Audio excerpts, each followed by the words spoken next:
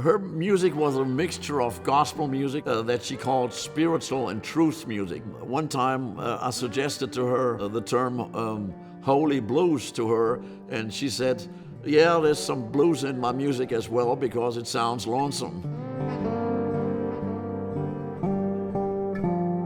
This photograph shows Flora Molton from Washington, D.C.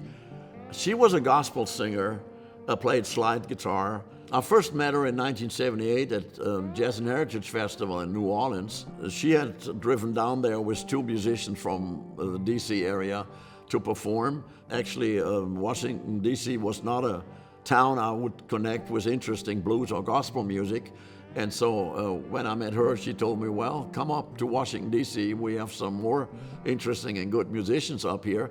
And so I went there in 1978, and we recorded a full album for that Living Country Blues album series that we recorded in 1980.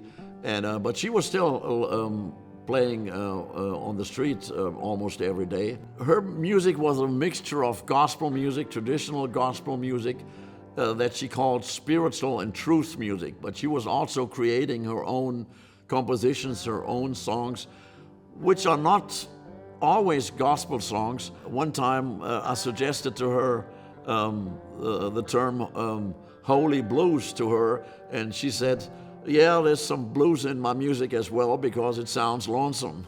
So she had a very unique approach to music, and she was a very nice lady.